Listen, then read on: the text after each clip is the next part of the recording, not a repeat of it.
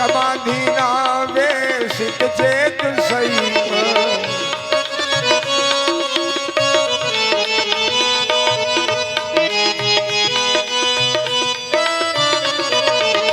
स्वागतम कृष्णा शरणागतम कृष्णा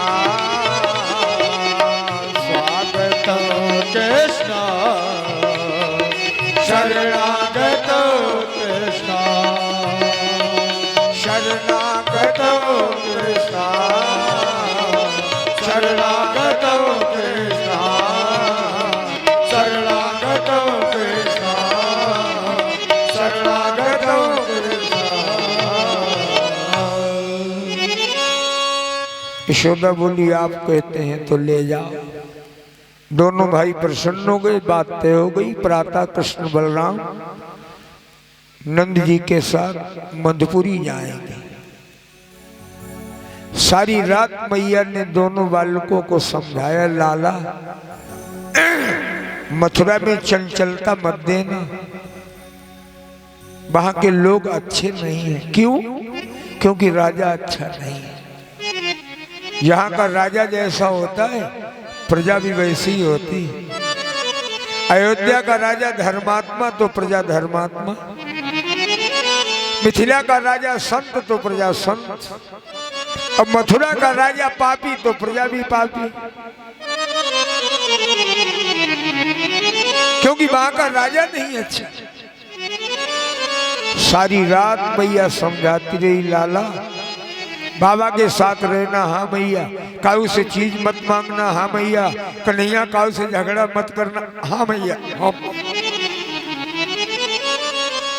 प्रातः हुआ, अक्रूर ने स्नान ध्यान संध्योपासन किया, फलाहार किया, रथ पर बैठ गए। यशोदा ने कृष्ण बलराम का श्रृंगार किया, अपनी गोद में बिठा के माखन खिलाया, माखन बांध के रथ में रख दिया। बाबा कन्हैया का ध्यान रखना, जल्दी जल्दी भूख लगती है, खिलाते रहे ना। देखो इसीलिए भगवान दत्तात्रेय ने 24 गुरु किए हैं, ये गुरु से काम नहीं चला। भगवान दत्तात्रेय के 24 गुरु हैं। किसी के प्रेम में उसके इतने आश्रित मत हो जाओ कि उसके अभाव में फिर हमें जीने का भी अधिकार न रह जाए।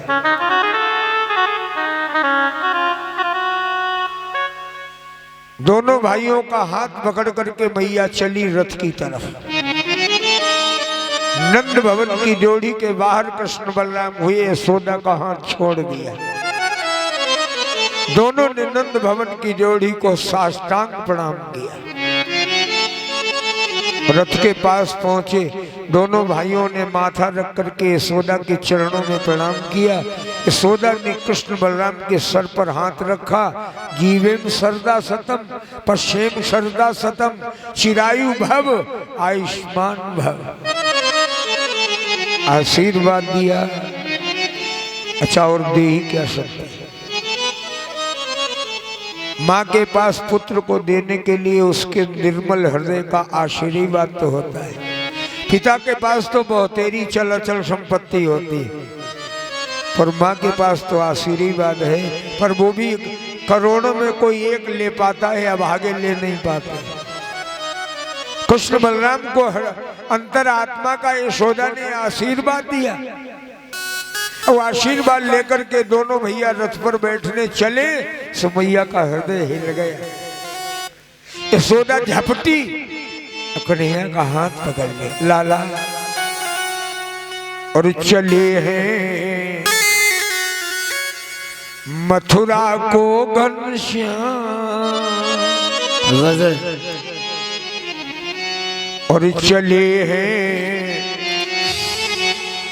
मथुरा को घनश्याम। देख के यशोदा भई है राम, चले हैं।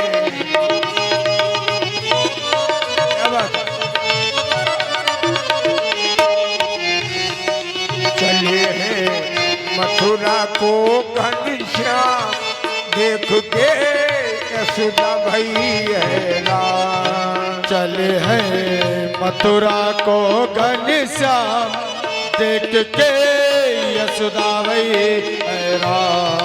चले हैं मथुरा को घनश्याम, देख के यशोदा भई हैरान। चले हैं मथुरा को घनश्याम, देख के यशोदा भई हैरान।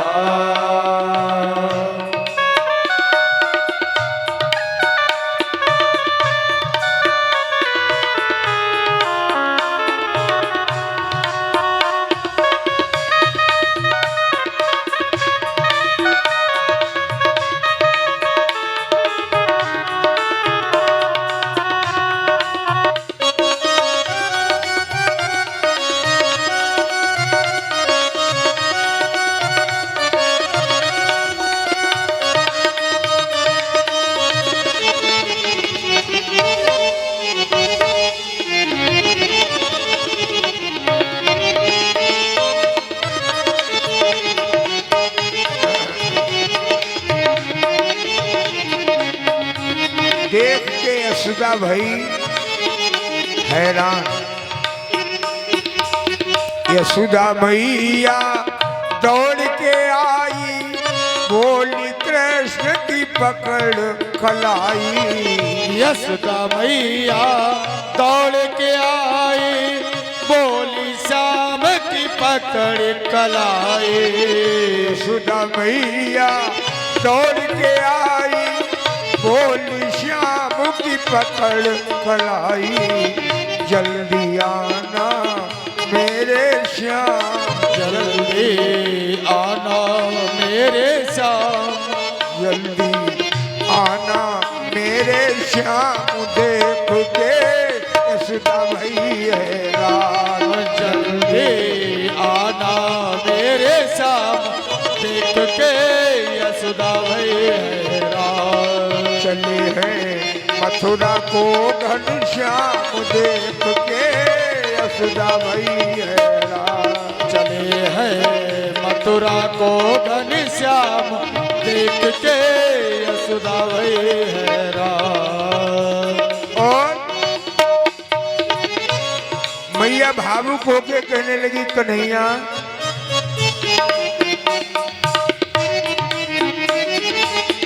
दोस्त कंस ने तुम्हें बुलाया, माँ से लाल जुदा करवा। दुष्ट कंस ने तुम्हें बुलाया, माँ से लाल जुदा करवाया। दुष्ट कंस ने तुम्हें बुलाया, माँ से लाल जुदा करवाया। दुष्ट कंस ने तुम्हें बुलाया, माँ से लाल जुदा करवाया। रखना मुरलीधर कुछ ध्यान, रखना मुरलीधर कुछ ध्यान, रखना मुरलीधर कुछ ध्यान। देख के यशोदा भई हैरान। रखना मुरलीधर कुछ ध्यान, देख के यशोदा भई हैरान। चले हैं मथुरा को घनश्याम, देख के भई हैरान। देख के यशोदा भई हैरान, देख के यशोदा भई हैरान, देख के यशोदा भई हैरान। दोनों भाइयों ने रथ पे बैठ लिया। अक्रूर को इशारा किया, चाचा घोड़ों में जितनी चाल हो कसर न रखना। अक्रूर ने घोड़ों की रास में झटका मार दिया। रथेन वायु मार्गेन कालिंदीम समुपेयिवा। सुनो, मथुरा से घोड़ों ने मारी छलांग, रथ का पहिया उठा। वो वृंदावन से अब मथुरा में जमुना के किनारे रथ उतार दिया, आकाश मार्ग से चले, वायु मार्गेण, क्योंकि घोड़े उड़ते थे पहले। अब मथुरा के किनारे आकर के जमुना तट पे रथ उतार दिया। कन्हैया बोले चाचा कहाँ आ गए? अक्रूर बोले यही तो मधुपुरी है, तो चलो ना, यहाँ क्यों रुक गए? अक्रूर बोले एक बात है, वहां चल के राजकाज में पड़ जाएंगे। अब जमुना के किनारे आ गए तो स्नान तो कर ले, तो कब वृंदावन से बगैर स्नान किए चले आए थे ना, वृंदावन से भी स्नान करके आए। हाँ, संतों का, महापुरुषों का, बुद्धिजीवियों का नियम है, कहीं को यात्रा करें तो घर से स्नान पूजन करके चले। अब मार्ग में कोई पवित्र नदी मिल जाए तो दोबारा स्नान करें। पुनः स्नान किया, कृष्ण बलराम रथ पर बैठे। अक्रूर ने जमुना में प्रवेश किया। बोले कृष्ण बलराम जमुना बहुत गहरी है, बैठे रहना, उतरना नहीं। हाँ चाचा। निमज्य तस्मिन् सलिले जपन ब्रह्म सनातन। जमुना में स्नान किया अक्रूर ने और डुबकी लगा के जल के अंदर सनातन का ध्यान किया।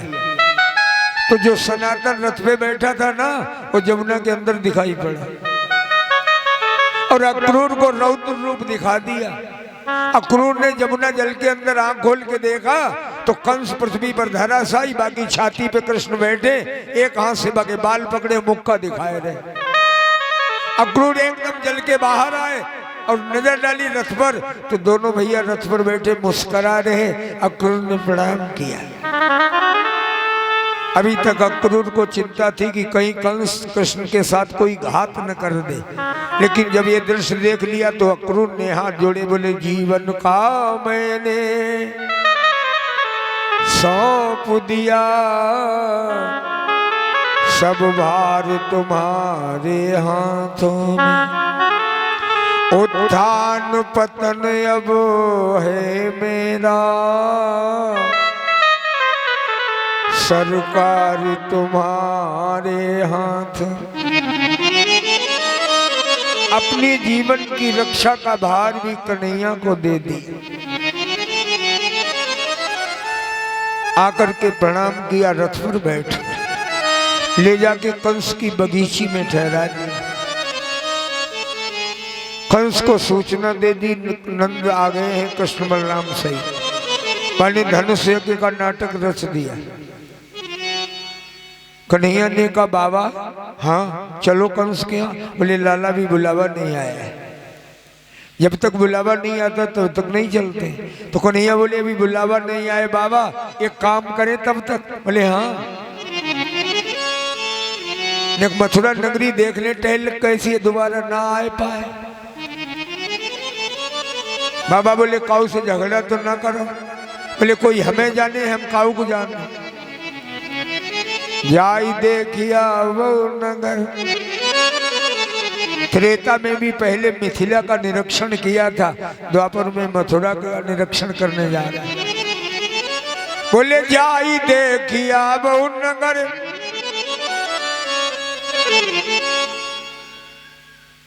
जाकर के नगर देखो।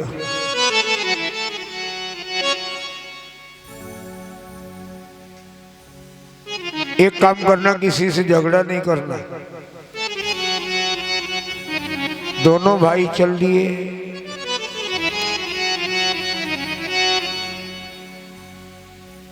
भगवान ने मथुरा में प्रवेश किया।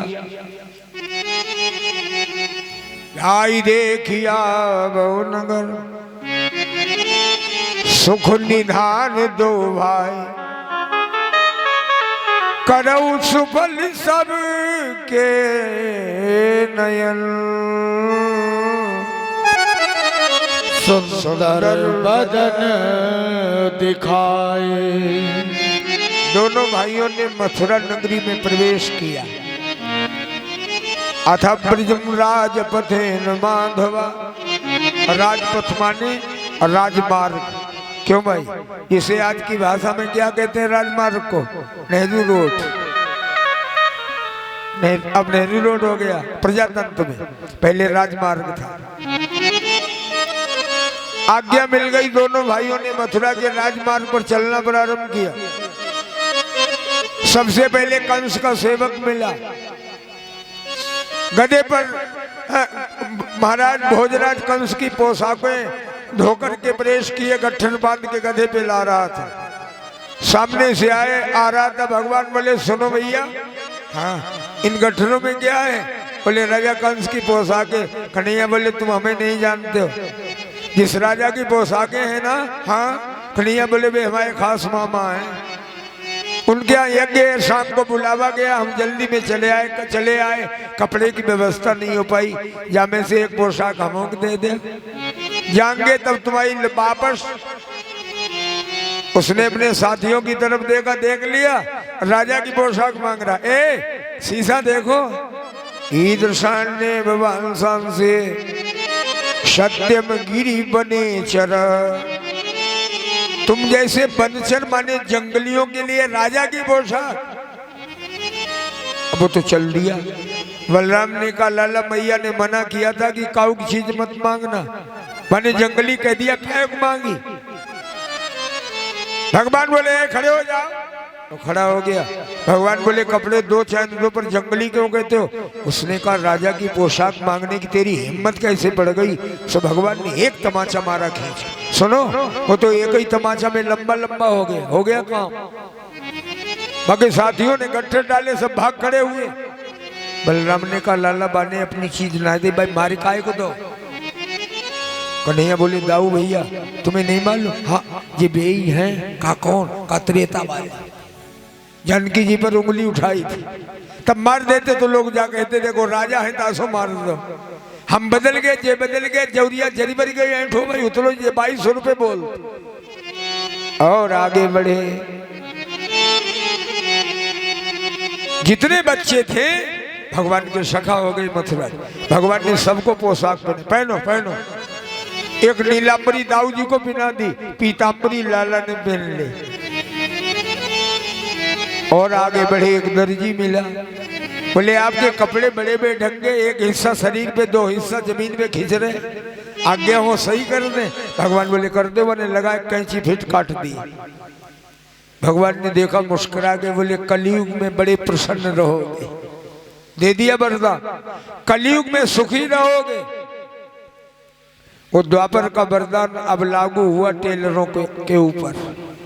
अब आज टेलर को हाल देखो तो 4 गिरा कपड़ा 350 रुपया सिलाई। हाँ जिन पर पत्र 3 से बात करके देखो। हाँ और आगे बढ़े। एक सुदामा नाम का माली मिला, माने माला पिनाई। भगवान ने उसे वरदान दे दिया, तुम्हारे घर में फूल कभी बासे नहीं होंगे, हम स्वीकार कर लेंगे पूजा। क्यों भाई? अपने यहाँ फ्रिज में रख दो, शाम को सवेरे बासे। माली के घर में 8 दिन के रखे, वो भी पूजा भगवान स्वीकार कर लेते हैं। और आगे बढ़े। अथ ब्रजन राज पथेनु माधवा स्त्रियं गृहीतांग विलेप भाजन विलोक्य कुब्जाम इवती वरानना प्रपक्षयन्ति प्रेषण रसत्प्रद। और आगे बढ़े तो एक देवी सामने से आ रही थी, पीठ में कुबड़ निकला, एक हाथ में डंडा, एक हाथ में पात्र, एक हाथ का लंबा घूंघट मारे लुढ़कती चली आम।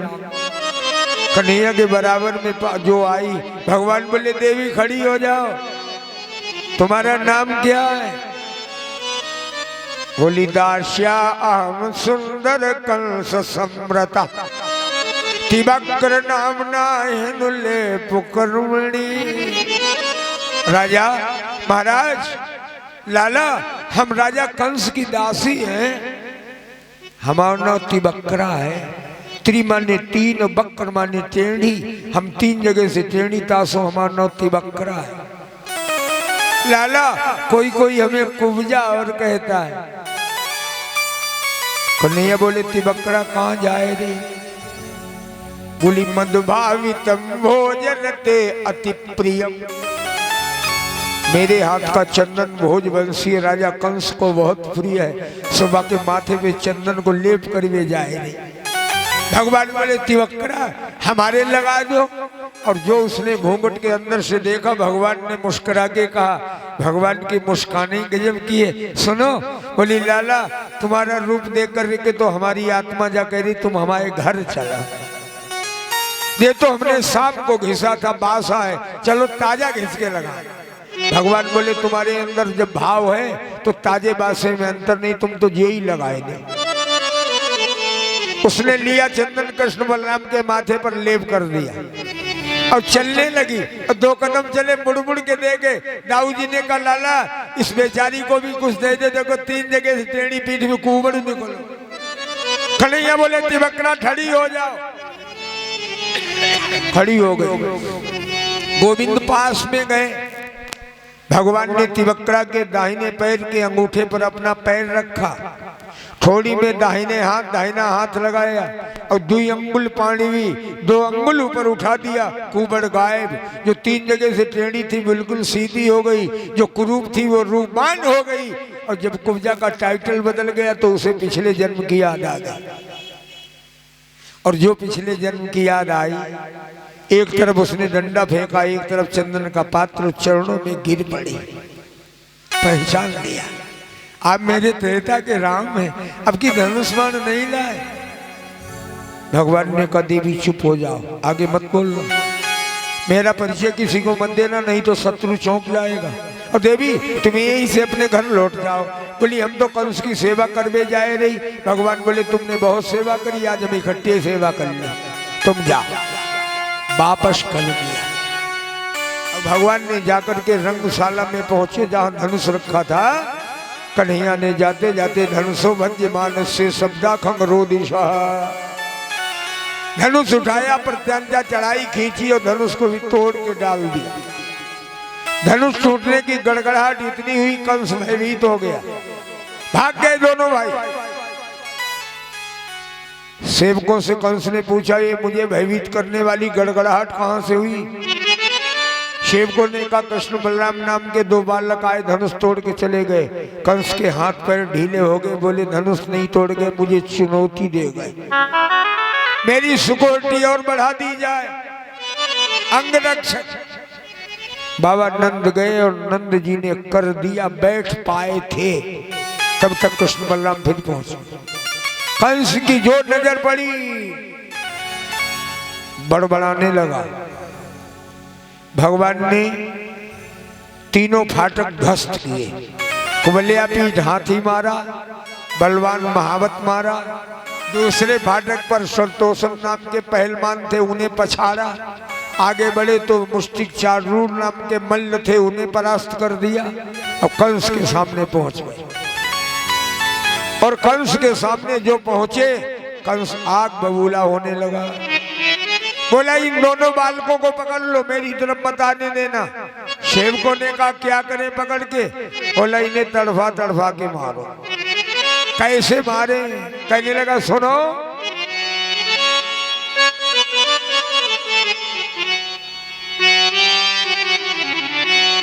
कंस कहने लगा इन्हें तड़फा तड़फा के मारो। कैसे मारे? कि लोहे की गर्म सलाओं से ये छोरे मार दिए जाएं, वसुदेव देव की उग्र से तीनों संहार दिए जाएं।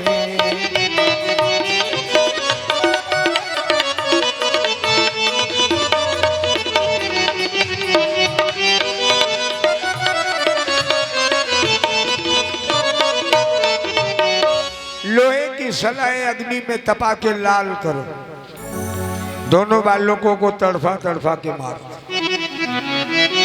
ये मेरे बहन महानोई वसुदेव देव की, इन्हें मार दो। मेरा बाप बूढ़ा लड़की दामाद का पक्ष कर रहा था मेरे पिता के 2 टुकड़े कर दो। और क्या बोला कि वसुदेव देव की उग्र से तीनों श्रृंगार दिए जाएं, पहले इस बूढ़े नंद जी के अरे 2 टुकड़े अभी किए जाएं।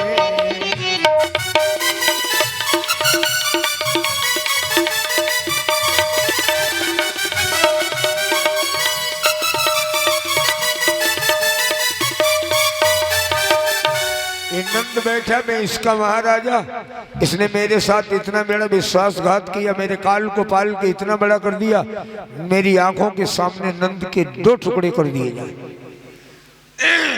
नंद बाबा के लिए ज्यों ही कहा,